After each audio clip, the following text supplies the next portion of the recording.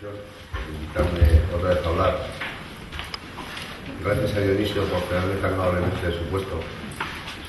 La verdad es que ni Julio ni yo pensamos que yo hoy no estaba en España, ni siquiera en España, porque marcho dentro de unas horas para Cuba. Y bueno, Dionisio muy amablemente me ha cambiado su conferencia y ya. Y a vosotros, pues, por estar aquí a temprana hora de la mañana. Seguramente ha oído muy pocas cosas concretas, porque, como os ha dicho Julio, mi conferencia de hoy contiene una buena parte de la defensa de mi segunda tesis doctoral, de la de medicina, porque yo ya soy doctor de sociología. Y entonces, por desgracia, ni puedo mostrar mis resultados, porque mi director de tesis se enfadaría bastante. Aparte que sería, me imagino, muy aburrido. Y por otro lado he tenido que incorporar cosas que luego no estarán. De alguna manera quiero transmitiros la experiencia de 20 y muchos años operando pies, de ser una persona que le da muchas vueltas a la cabeza y que reflexiona mucho sobre lo que hace y que tiene muy pocos, o mejor dicho, ningún dogma, y que todo lo que hace es revisable. Entonces quiero transmitiros, es una conferencia de muy pocas concreciones, sí de muchas ideas abstractas y de mucha filosofía de entender la cirugía del primer radio, porque para lo concreto seguro que luego va a haber, como he visto en el programa, gente que va a hablar de cosas muy interesantes. Yo quisiera transmitir, como digo, un poco mi filosofía general acerca de la cirugía del primer radio. Y primero había comenzado con unas consideraciones. La cirugía, por su propia naturaleza, en tanto en cuanto vulnera leyes naturales, es complicada, genera complicaciones. Esa es la primera idea que tenemos que tener. La segunda es que el hecho quirúrgico es nada más que la puesta en práctica de la evaluación prequirúrgica. Y el postquirúrgico sería la culminación de esa evaluación previa y del acto quirúrgico. Por consiguiente, lo primero, valorar. Evaluar bien, perder mucho tiempo. Los que me conocéis hace años sabéis que siempre digo que el quirófano no se equivoca casi nadie. Nos equivocamos o antes de la cirugía porque evaluamos mal, o porque tenemos pocos recursos científicos y técnicos para evaluar bien, o para plantear un acto quirúrgico distinto al que estamos planteando, que no es el más idóneo. Y sin embargo, en el hecho quirúrgico, una vez que aprendes una técnica, es muy difícil que la hagas mal. En segundo lugar, evidentemente, y por consiguiente, hay que realizar correctamente el acto quirúrgico. Y en tercer lugar, controlar muy bien el posoperatorio.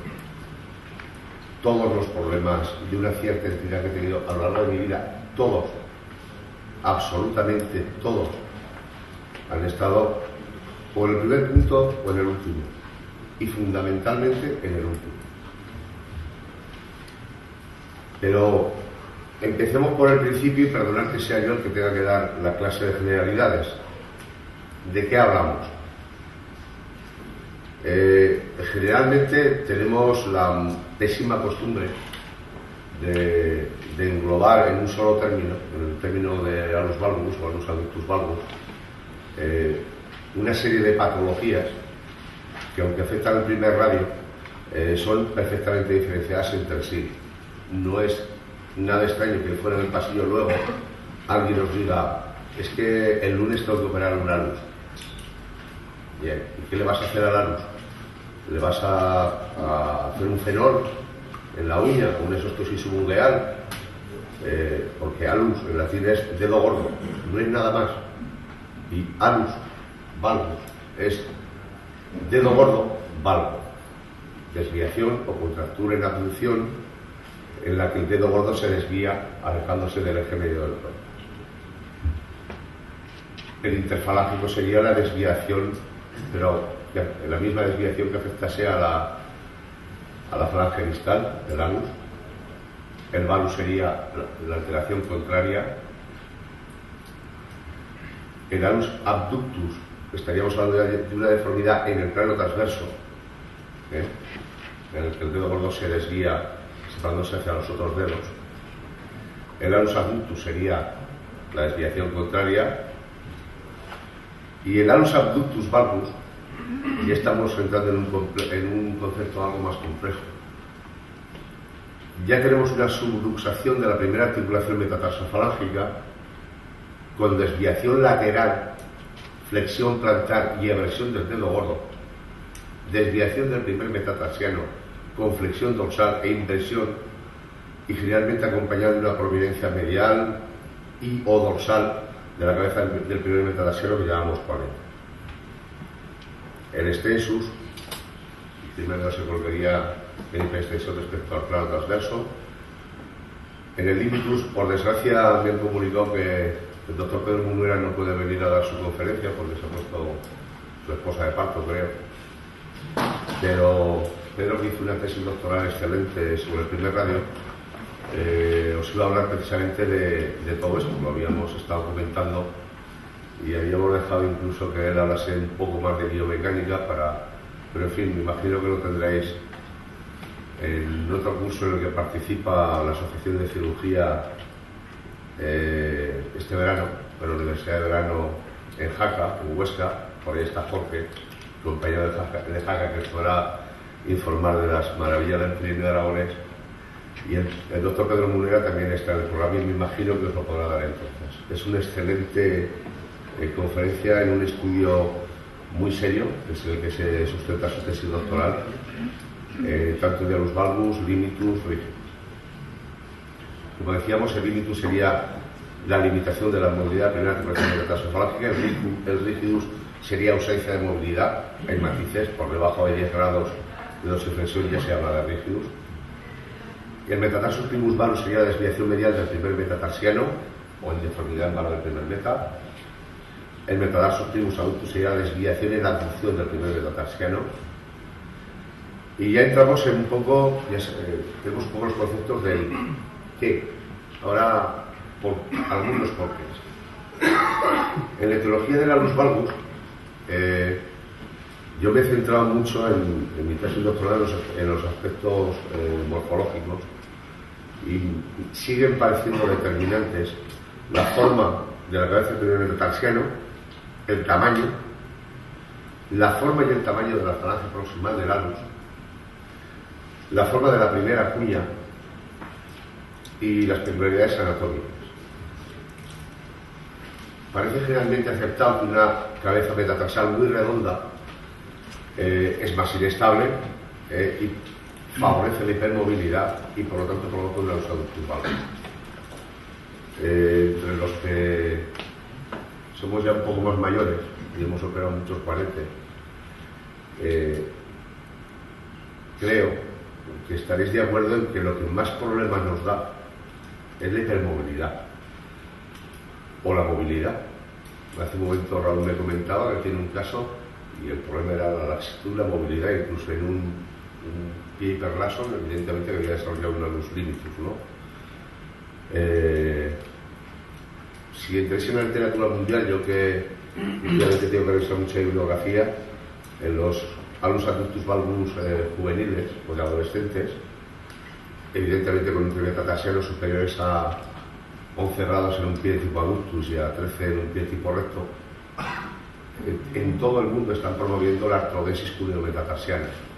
Pero es que da lo mismo que ves un artículo escrito en Finlandia que uno de China. Todo el mundo te está diciendo artrodesa, quita la hipermovilidad. O sea, quita esa hipermovilidad o nunca vas a controlar. O sea, la recidiva es casi segura. Una cabeza muy redonda, evidentemente, es más inestable. En el 95, Fellner y Wilson demostraron que los grupos de pies con los valgus tenían la cabeza metatarsal mucho más grande que los grupos de control. Y Ferrer y Malone en el 2002 daban por cierto esto, dando por cierto que la cabeza del primer meta más redonda se realizaba con la operación de los valvos, llegó a la conclusión de que suponía un mayor riesgo para los hombres que para las mujeres, de esa forma. La forma cuadrada, que estamos acostumbrados, es una cabeza mucho más estable que la forma redonda, evidentemente, y esta o no da ningún problema, o en todo caso predispondría a la aparición de la luz limitus al principio y luego al rígidos. Y la configuración más estable, la famosa cabeza cuadrada con una arruga central o con una cresta central, es la más estable de todas, pero también es la que vemos con más frecuencia en los casos de anus limitus rígidos por causa morfofuncional, no por causa traumática o de otro tipo. Este sería un caso de una falange proximal larga. Este sería un caso de anus valgus con una falange proximal corta. Pero sería muy bueno determinar en qué medida el exceso de longitud conduciría a la formación de un anus adductus valgus o el defecto de la longitud, porque en este caso podéis ver que tenemos, en el caso del paciente de la izquierda, una falange proximal corta o incluso bastante corta en una cabeza cuadrada con una arruga central, o incluso diría yo que es una cabeza de metatarsiano con una forma peculiarísima, con un promontorio central exageradamente grande, y sin embargo ha desencadenado los adductus valgus, no un limitus o un rigidus. Y el derecho tiene una falange más o menos larga, más bien larga, desde luego para el izquierdo larguísima, y también ha desarrollado el mismo tipo de patología sin afectar la movilidad metatarsofalángica. El primer metatarsiano largo, y este sería un caso bastante típico, aunque tanto en la tesis de Pedro Munera como en la de Luis Gordillo, que ha estudiado también el primer año, como en la mía, estudiando la fórmula metatarsal, más que la importancia en la longitud, la importancia en milímetros, es la longitud relativa a la fórmula metatarsal. Habría que revisar los viejos conceptos de index minus, index plus, etcétera, porque habría que hacer una nueva fórmula que contemplase longitud metatarsal, longitud digital, y hacer una fórmula intermedia, porque vemos las paradojas que hemos visto: anus valgus con falange corta, con falange larga, anus adductus valgus con un metatarsiano largo, y tener en cuenta que la radiografía no deja de ser una realidad virtual. En la imagen de arriba podéis ver un metatarsiano que aparentemente es largo, o por lo menos no es habitual que sea, no es lo más habitual que sea un poquito más largo que el segundo, y sin embargo después de una cirugía pues es un metatarsiano normal ligeramente corto. En la radiología manejamos dos dimensiones, la realidad tiene tres, y una posición tanto el dedo como el metatarsiano nos puede dar una evaluación mala. Este sería un primer metatarsiano corto con una arruga central, y para colmo, si miráis la cuña metatarsiana, es una cuña recta, es decir, el sumum de la estabilidad, con lo cual es un candidato teórico a tener un anus limitus o un anus rigidus. El primer cuneiforme oblicuo parece también generalmente demostrado, aunque no es una regla que se cumpla al 100%, que la excesiva oblicuidad de la primera cuña y por tanto la excesiva ondulación que esta morfología supone para la primera articulación cuneo-metatarsiana predispondría a la formación del metatarsus primus valgus y produciendo un metatarsus primus valgus, un anus adductus valgus asociado. Entramos en el capítulo de las peculiaridades anatómicas. Solo cuando se reflexiona mucho y se han visto muchos pies, te das cuenta de que la anatomía, que lo habitual en la anatomía es la peculiaridad, en la anatomía quirúrgica es mucho más habitual.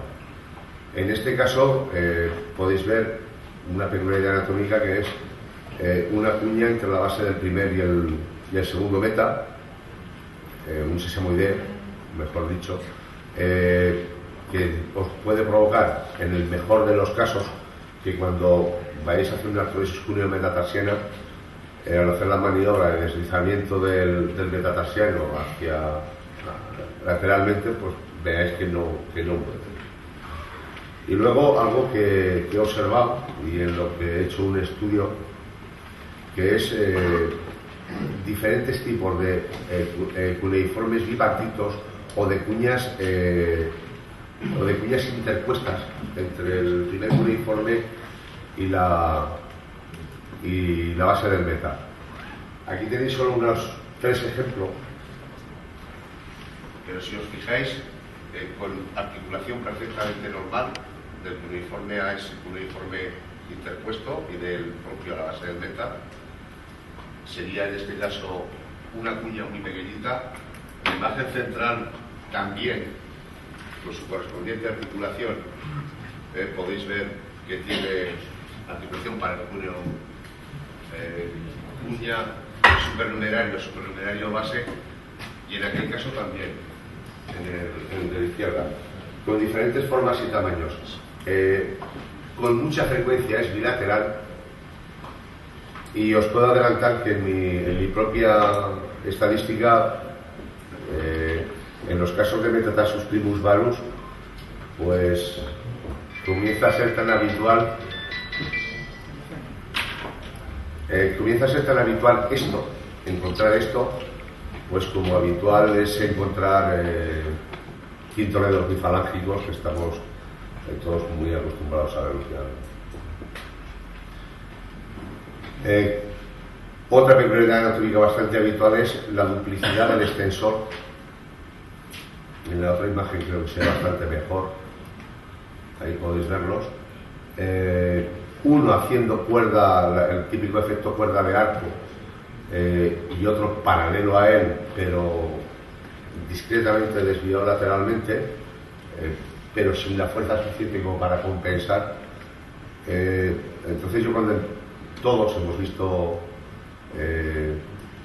estas cosas muchas veces, de capsulares, pero bueno, si el capsulares está aquí, hemos llegado a ver incluso 3 extensores, es así, 3. Y luego, claro, te vas a la literatura y te encuentras pues que hay una gente de Ornuri y Suruku en el 2002 estudiaron 47 piedras amputadas y 8 cadáveres, y encontraron 2 tendones en 34 de las piernas, y bilateralmente en 5 cadáveres, ¿no? La verdad es que la incidencia de duplicidades tendinosas es bastante importante.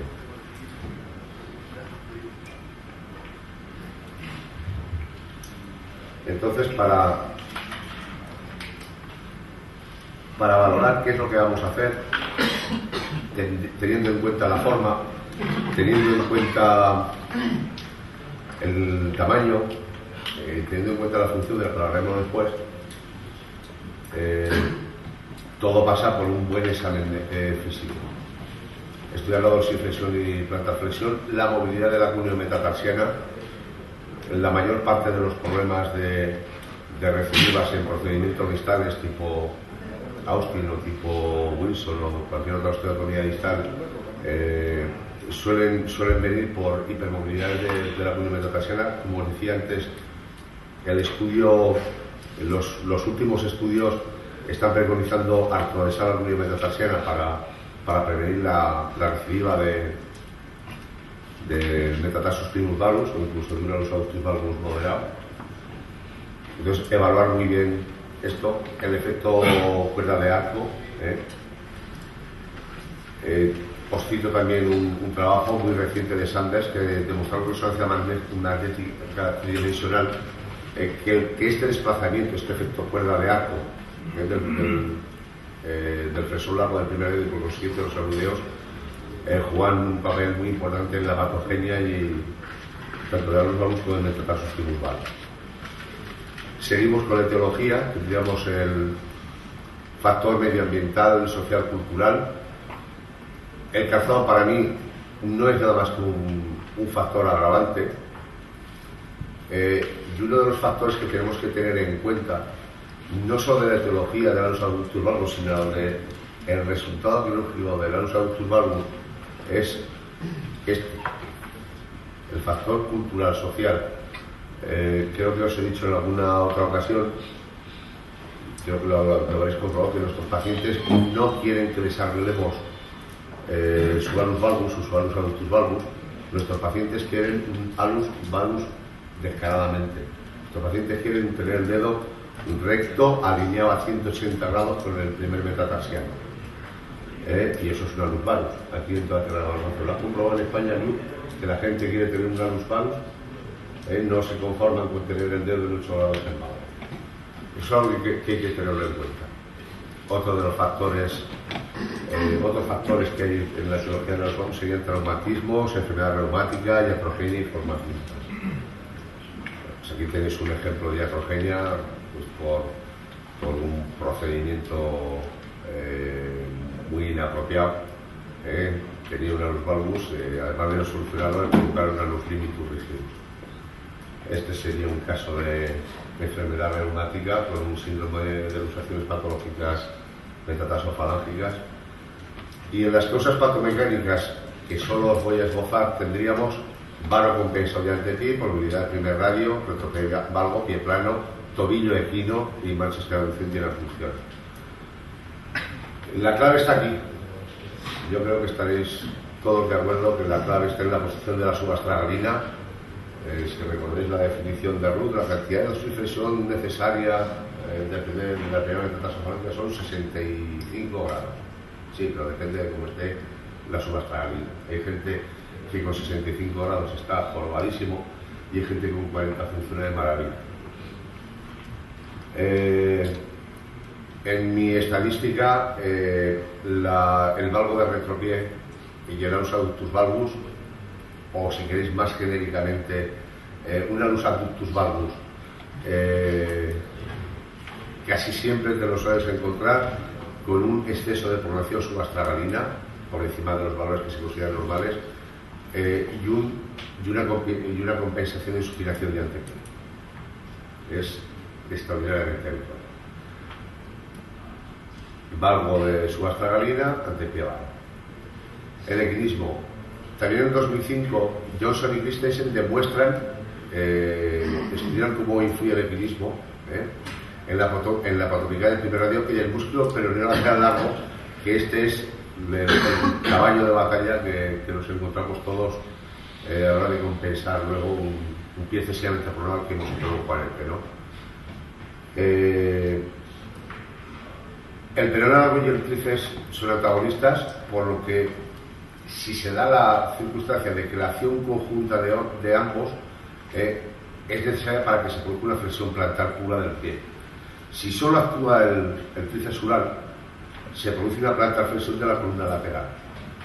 El peroneo largo produce un bloqueo de reversión del primer radio que estabiliza toda la columna medial. Y el equinismo reduce el efecto bloqueo del primer radio que tiene el peroneo largo, por lo que podría producir una hipermovilidad del primer radio y por lo tanto un anus adductus valgus también. Este equinismo produce aplanamiento del arco interno por plantarflexión del astrágalo y el escafoides y dorsiflexión de la primera cuña y del primer radio. Esta compensación se produce en el plano sagital y afecta fundamentalmente a la articulación cuneo-escafoidea. El tratamiento del equinismo puede disminuir la gravedad del anus adductus valgus porque reduce la hipermovilidad del primer radio y mejora la función del peroneo largo. Esta es la explicación que da esta gente. Repito, lástima que no esté Pedro, porque en esto sí que se iba a extender con mucho lujo de detalles, y creo que es muy importante valorar primero las expectativas socioculturales que tiene la gente respecto a la cirugía y si están dispuestos a compensar el problema patomecánico de fondo que originó o agravó su anus adductus valgus o su metatarsus valgus. Si una persona te está hablando de cirugía, renunciando a priori a utilizar un tratamiento compensador de su exceso de pronación subastragalina o de su supinación de antepié, yo recomendaría no intervenir. Mi criterio sería no operar. Muchísimo más si una persona está hablando de que quiere cirugía exclusivamente como sustitutivo de un tratamiento ortopodológico. O sea, yo me opero y así ya no tengo que llevar plantillas, ortesis o cualquier otro dispositivo, ¿no? En ese caso el planteamiento es: la cirugía tiene muchas posibilidades de fracasar precisamente porque las expectativas socioculturales del paciente no son las más adecuadas. Entonces, en la hipermovilidad tiene radio, que sería el otro factor, tendríamos de la articulación subastragalina de pronación, de la primera cuneometatarsina y de la metatarsofalange. Aquí vendría pues un poco el motivo de mi tesis, que es un método de evaluación. Creo que hacia el final os explicaré los tres cuadros, que es qué vamos a evaluar en primer lugar, que sería la forma y la función. ¿Y cómo lo vamos a hacer? Pues con examen físico. Ya hemos mostrado antes algunas de las cosas que ya sabéis, un estudio completo del pie que incluía la movilidad de las articulares, etc. Y una valoración radiológica que también nos va a decir la forma, nos va a orientar acerca de la forma de la cuña, del metatarsiano, del larus. ¿Y para qué sirve? Pues para seleccionar el procedimiento clínico y el tratamiento ortopodológico compensatorio posterior. En el examen radiológico no voy a entrar, los voy a pasar. Yo he llegado a la conclusión de que hacen falta muy pocos ejes y muy pocos rayos y muy pocas mediciones para hacerse una idea bastante aproximada del pie. En pies muy complejos probablemente habría que hacer muchas cosas, pero teniendo básicamente el ángulo intermetatarsiano, el interfalángico, para el caso de un alus valgus interfalángico,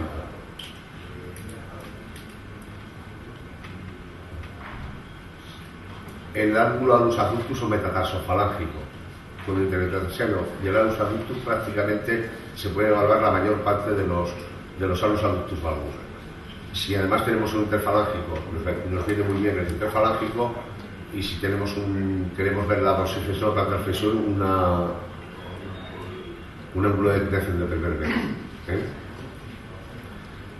Yo, perdonar los hermanos americanos, pero del PAS y lo del láser me parece un invento que para un práctico no tiene ningún interés.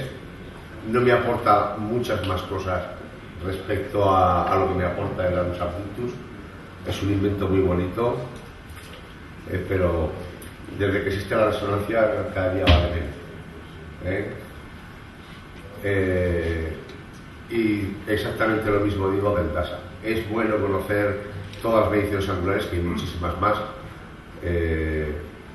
pero francamente, pues como el ángulo de abertura metatarsal o el ángulo cuneometatarsal, sobre el que el doctor Luis Bordillo ha hecho una tesis doctoral impresionantemente buena, llegando a la conclusión también de que no tenía una importancia muy significativa la posición de los sesamoideos. Y esto para mí sí que tiene interés, sobre todo cuando tengamos que operar pacientes de riesgo a la resonancia magnética nuclear, que demostraría pues cosas mucho más grandes, sobre todo la resonancia magnética tridimensional. Nos da muy buenas referencias acerca de la morfología, tanto de estructura ósea como de partes blandas, aunque al final todo tiene su valor real cuando lo tienes delante, cuando hablas. Entonces el método que yo propongo, que es el que estamos utilizando todos nosotros de una u otra manera, yo sencillamente reflexioné y lo he escrito sobre un papel.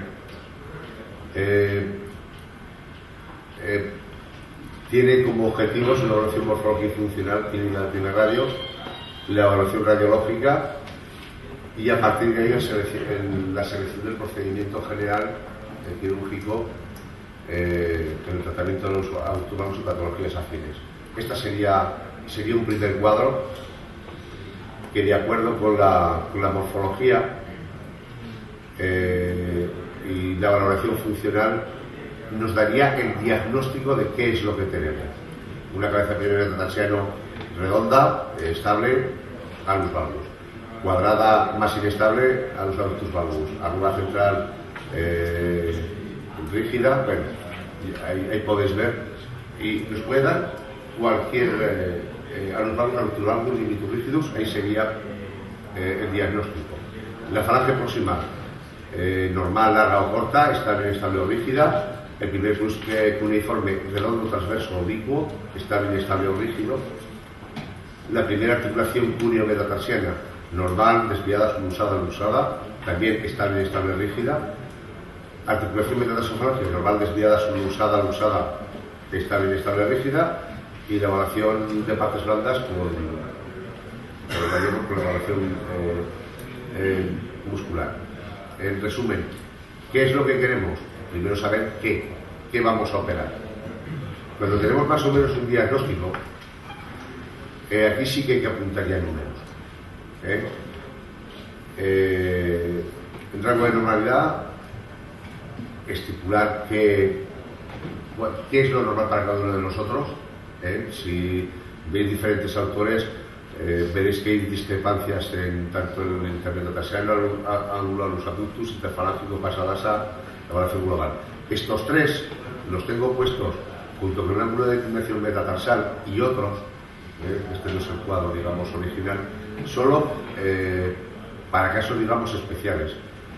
Para un alus adductus valgus, metatarsus primus valgus, con estos dos ángulos suele ser suficiente.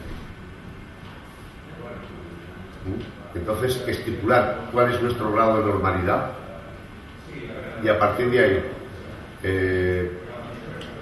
en dependencia de cuál sea el ángulo intermetatarsiano, cuál sea el ángulo alus adductus o cuáles sean los ángulos peculiares que hemos necesitado evaluar para llegar a la conclusión previa de diagnóstica, volver a hacer un nuevo diagnóstico.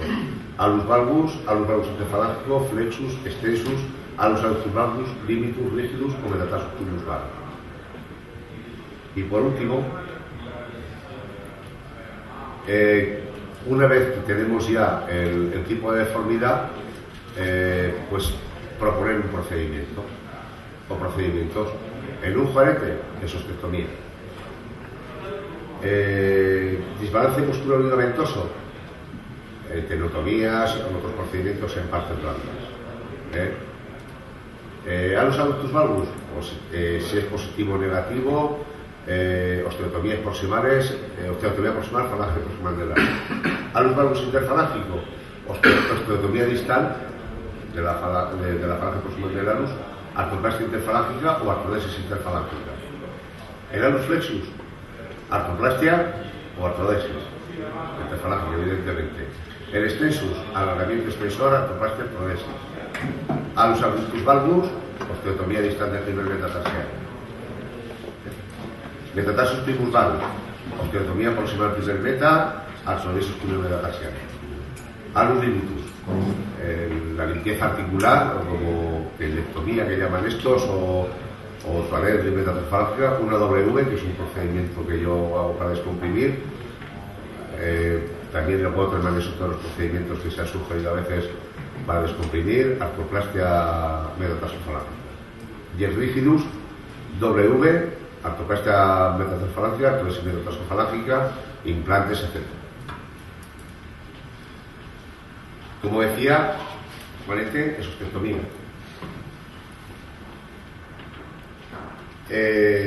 Si tenemos una cabeza muy redonda, muy bien, hagámosla un poquito más cuadrada. Respetemos, no nos carguemos toda la canilla articular dorsal pero sí debemos ir de una forma más próxima a lo que sería una cabeza más estable. El alargamiento del extensor propio, palunarus extensus, palunarus valgus, osteotomía proximal de la falange proximal del anus, lo que sería un Eiki proximal, sin más. Para un interfalángico, una osteotomía distal, tenemos uno fijado con una única de Kirchner. Osteotomía distales, pues Reverdén o Austin Eiki en este caso. Metatarsus primulvarus, bueno, Yubara, osteotomía de base, la que veo un poquito.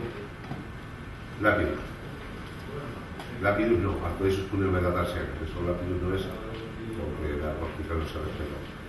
Este es el procedimiento que yo propongo para muchos alus limitus, ¿no? Una doble osteotomía en V para descomprimir la articulación, o un procedimiento de Keller, dependiendo del estado del hueso y estas cosas.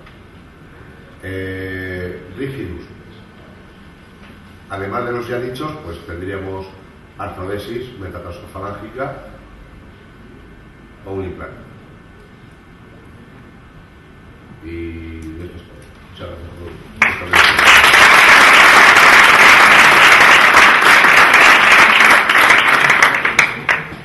Si tienen alguna pregunta. Puesto que el doctor Valero tiene que abandonar la sala, vamos a pasar al turno de preguntas. Dionisio, por favor. Yo quería hacer una pregunta al final. Cuando hablas de. Cuando hay.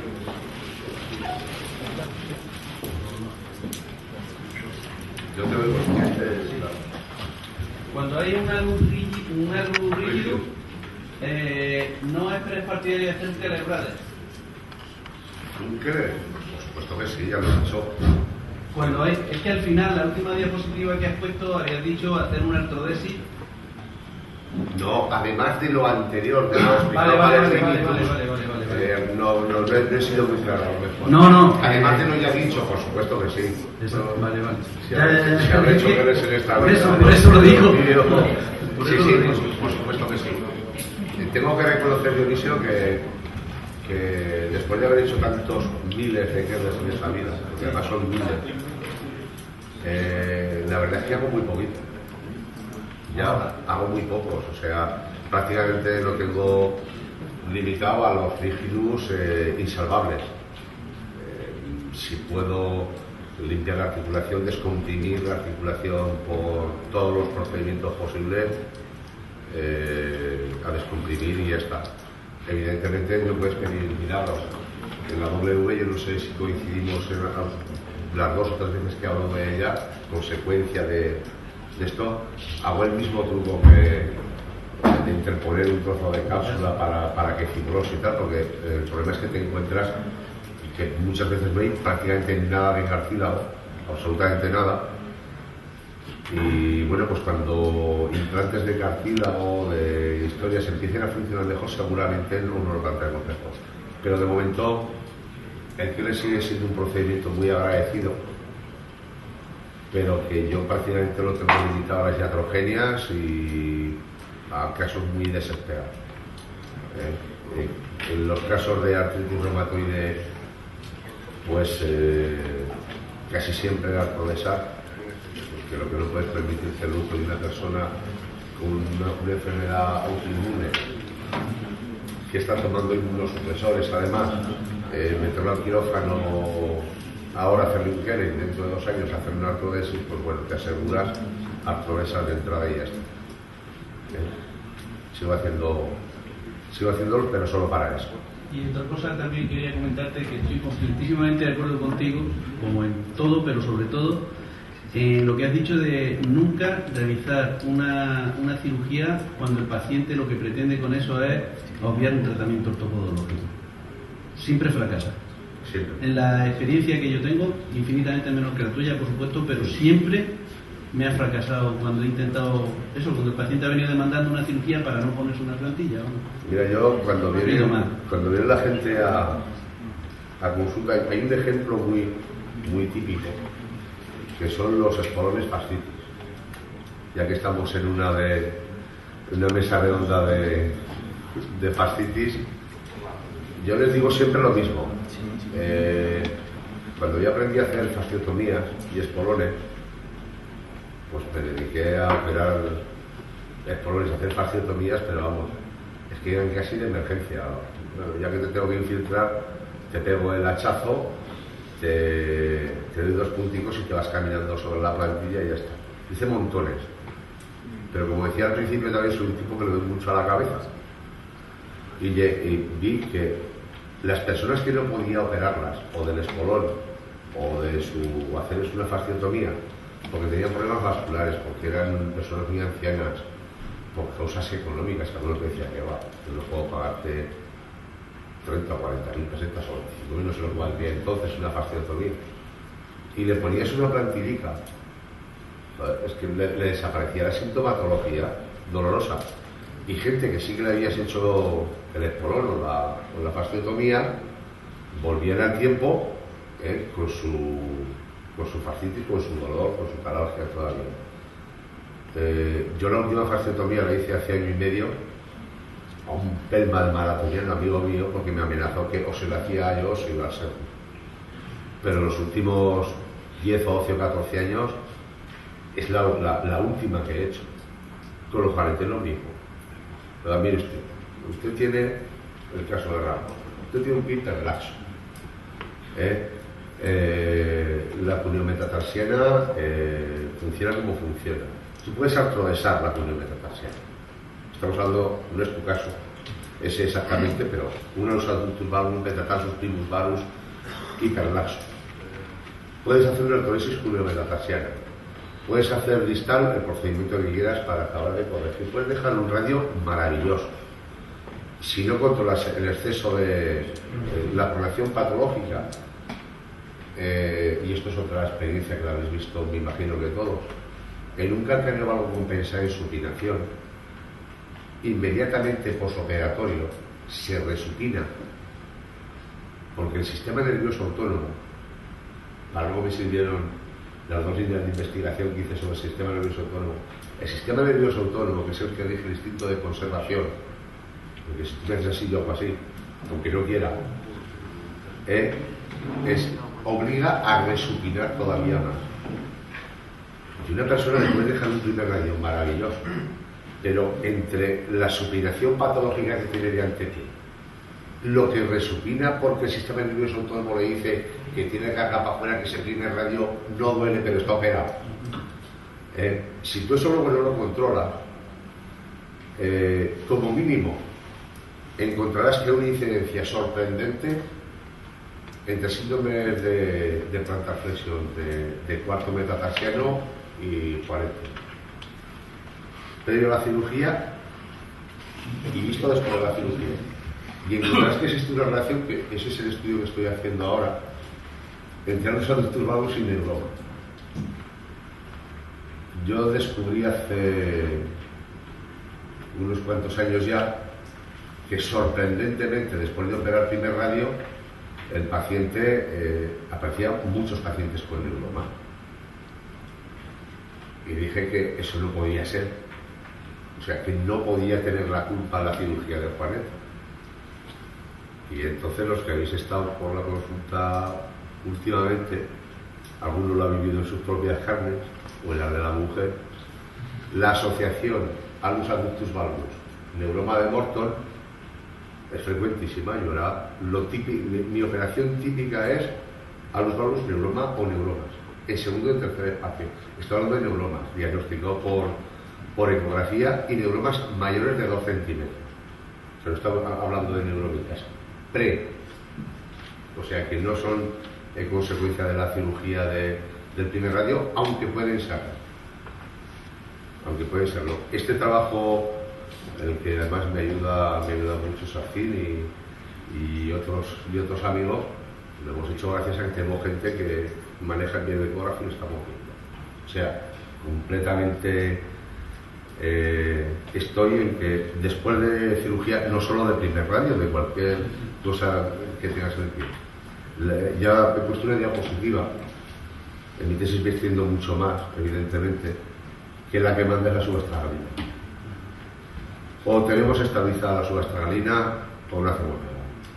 Y en España, afortunadamente, la gente todavía es bastante disciplinada respecto a las plantillas.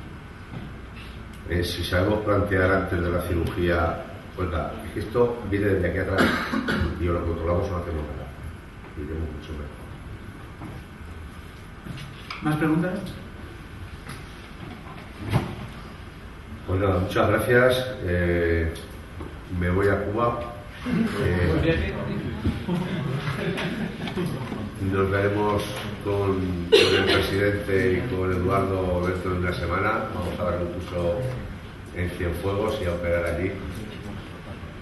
Mi mujer va a grabar un disco, cuando esté ya os lo diré para ver si os rasquéis alguna perra y me compré de trova tradicional y de trova moderna. Y bueno, pues gracias por vuestra paciencia y nos vemos en Jaca en el mes de julio.